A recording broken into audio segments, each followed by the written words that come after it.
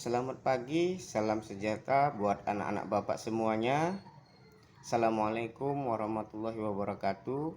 Majua-jua, salam sehat untuk kita semua.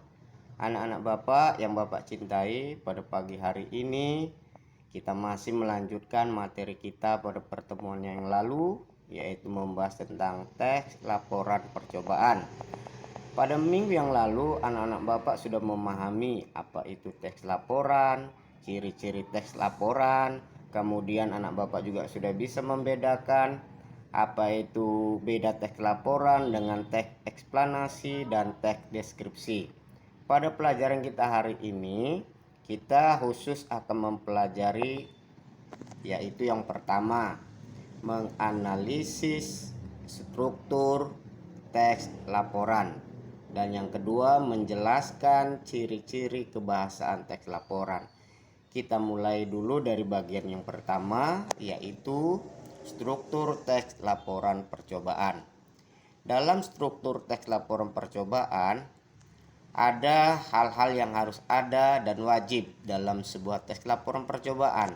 Yang pertama adalah judul, yang kedua tujuan, dan yang ketiga alat dan bahan, 4 langkah-langkah kegiatan, 5 hasil percobaan, 6 kesimpulan. Mohon anak-anak Bapak agar mempersiapkan buku catatannya. Mana tahu ada yang perlu dicatat dan menjadikan pertanyaan kita berikutnya. Simak penjelasan Bapak berikut ini mengenai struktur teks laporan percobaan. Kita mulai dari judul. Apa itu judul dalam teks laporan? Dalam Kamus Besar Bahasa Indonesia, judul adalah kepala karangan.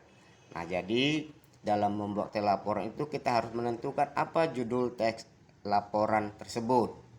Nah, kemudian bagaimana judul yang baik? Judul yang baik itu harus memenuhi syarat. Yang pertama, relevan. Yang kedua, menarik. Dan yang ketiga, harus menggambarkan isi secara garis besar. Relevan itu maksudnya bagaimana? Relevan artinya antara judul dengan isi harus sesuai. Kemudian menarik artinya menjadi rasa ingin tahu. Kalau kita melakukan suatu percobaan itu, rasa ingin tahu kita itu terhadap sesuatu meningkat. Itu yang dikatakan menarik. Kemudian yang ketiga, menggambarkan isi secara garis besar itu artinya isi yang dipaparkan dalam teks laporan itu menggambarkan bahwa percobaan itu benar-benar sesuai dengan keadaan aslinya. Nah, ini yang pertama. Kemudian struktur yang kedua adalah tujuan. Tujuan adalah sesuatu yang ingin dicapai. Jadi kalau anak Bapak ingin melakukan sesuatu, maka ada tujuan yang ingin kita capai. Apa yang ingin kita capai itu, itulah yang dikatakan tujuan. Kemudian yang ketiga tadi adalah alat dan bahan. Nah, alat dan bahan ini merupakan semua alat dan bahan yang digunakan dalam kegiatan laporan percobaan. Jadi apa dia bahan yang diperlukan? Nah, inilah ini masuk dengan alat dan bahan. Kemudian selanjutnya langkah kegiatan.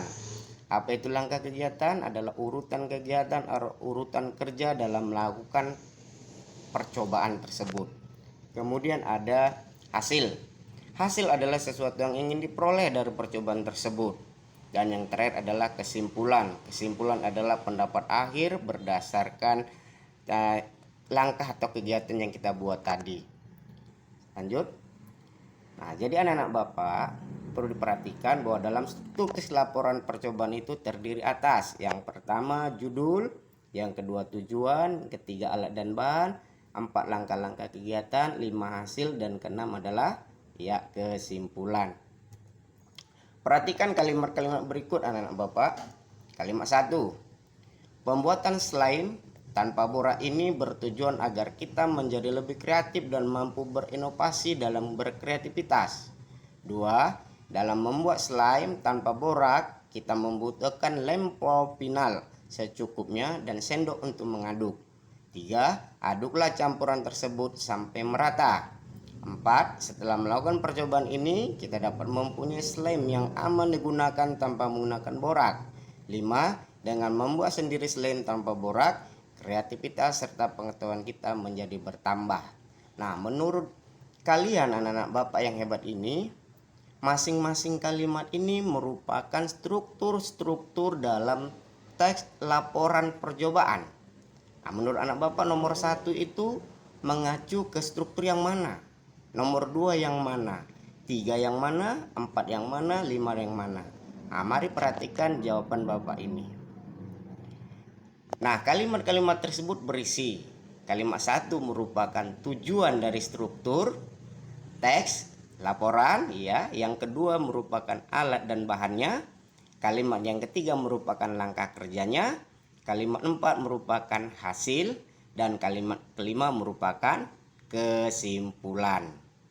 Nah, jadi kalau kelima kalimat tersebut kita jadikan sebuah paragraf atau menjadi teks laporan percobaan, menurut anak-anak Bapak, apa judul yang tepat? Nah, ini. Ya, jadi judul yang tepat adalah membuat slime tanpa borak. Nah, itu yang kita dapatkan dari judul melalui kegiatan ini. Nah, inilah materi kita pada hari ini anak Bapak. Tetap semangat.